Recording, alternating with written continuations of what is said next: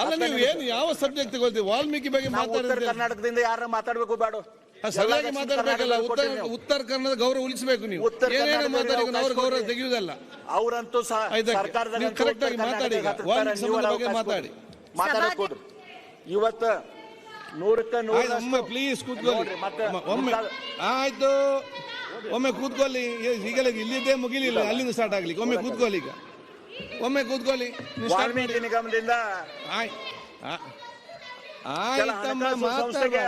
ಹಣ ವರ್ಗಾವಣೆ ಆಗಿದೆ.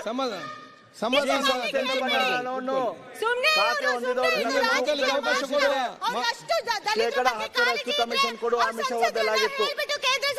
ಎಸ್ಐಟಿ ಹಾಗೂ ಇಡಿ ತನಿಖೆ ತೀವ್ರಗೊಂಡ ನಂತರ ಆ ಕ್ರಮದಲ್ಲಿ ಭಾಗಿಯಾದವರು ತಟಸ್ಥರಾಗಿದ್ದಾರೆ. ಎಸ್ಐಟಿ ಮತ್ತು ಇಡಿ ಇದು ತನಿಖೆ ಆದ ನಂತರ ಬೂದಿ ಆಳಿನ ಕೆ ವೆಂಕಟರಾಘು ಹಾಗೂ ಅವರ ಕುಟುಂಬದವರಿಗೆ 98 ಲಕ್ಷ ರೂಪಾಯಿ ವಾಲ್ಮೀಕಿ ನಿಗಮದ ಹಣ ಹೋಗಿದೆ. ವಾಲ್ಮೀಕಿ ನಿಗಮದ ಹಣ ತನಿಖೆ ನಡೀತಾ ಇದೆ. ಹೇಳಿ, ಸಜೆಷನ್ ಹೇಳಿ, ಏನ್ ಮಾಡ್ಬೇಕು ಹೇಳಿ. ಅವ್ನು ಜೈಲಿಗೆ ಆಗಬೇಕಾ, ಪಾಸಿಗಳು ಏನು ಹೇಳಿ ಅನ್ನೋದು ಒಂದು. ಮಾನ್ಯ ಅಧ್ಯಕ್ಷರೇ, ಓದಿದ್ದು ನಾವೇನ್ ಮಾಡುದಿಲ್ಲ. ನಾನು ಹೇಳ್ತಿದ್ದೇನೆ. ಇವತ್ತು ಜವಾಬ್ದಾರಿ ಯಾರ್ದೈತೆ? ಇದ್ರ ಜವಾಬ್ದಾರಿ ಯಾರೈತೆ? ಇವತ್ತು ರೈತರಲ್ಲಿ ಹಗರಣ, ಕಾರ್ಮಿಕರಲ್ಲಿ ಹಗರಣ, ST-ಯಲ್ಲಿ ಹಗರಣ, SC-ಯಲ್ಲಿ ಹಗರಣ, ಮುಸ್ಲಿಂರಲ್ಲಿ ಹಗರಣ.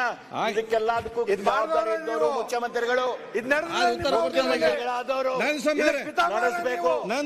ಮುಖ್ಯಮಂತ್ರಿಗಳಾದವರಿಗೆ ನಡೆಸಕ್ಕಾಗಲಿಕ್ಕೆ ರಾಜೀನಾಮೆ ಕೊಟ್ಟು ಮನೆಗೆ ಹೋದರು. ರಾಜೀನಾಮೆ ಕೊಟ್ಟು ಹೋಲಿ. ಆಯ್ತು, ಕೂತ್ಕೊಳ್ಳಿ. ರಾಜೀನಾಮೆ ಕೊಟ್ಟು ಹೋಲಿ.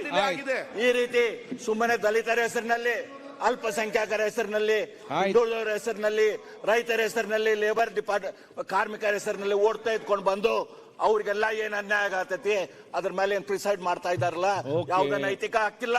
ಇವತ್ತು ಮುಖ್ಯಮಂತ್ರಿಗಳ ರಾಜೀನಾಮೆ ಕೊಡ್ಲಿ ಅಂತ ನಾವು ಒತ್ತಾಯ ಮಾಡಿ ನಾನು ಮುಗಿಸ್ತೇನೆ. ನಾರಾಯಣಸ್ವಾಮಿ ಅವರು ಕೂತ್ಕೊಳ್ಳಿ. ಯಾಕೆ ನೀವು ಚರ್ಚೆ ಮಾಡ್ತೀರಿ? ಅವಕಾಶ ಕೊಡ್ರಿ ಸರ್. ನೀವು ಕೂತ್ಕೊಳ್ಳಿ. ಇಲ್ಲಿ ನೀವ್ ಯಾಕೆ ಮುಖ್ಯ ಉತ್ತರ ಕೊಡ್ತಾರೆ? ಪುನಃ ಮಾತಾಡಿ. ಅಧ್ಯಕ್ಷರೇ, ನನಗೊಂದು ಇಲ್ಲಮ್ಮ, ಕೂತ್ಕೊಳ್ಳಿ ಅಮ್ಮ, ಕೂತ್ಕೊಳ್ಳಿ ಅಮ್ಮ. ಈಗ ಕೂತ್ಕೊಳ್ಳಿ ನೀವು. ಅಧ್ಯಕ್ಷರೇ,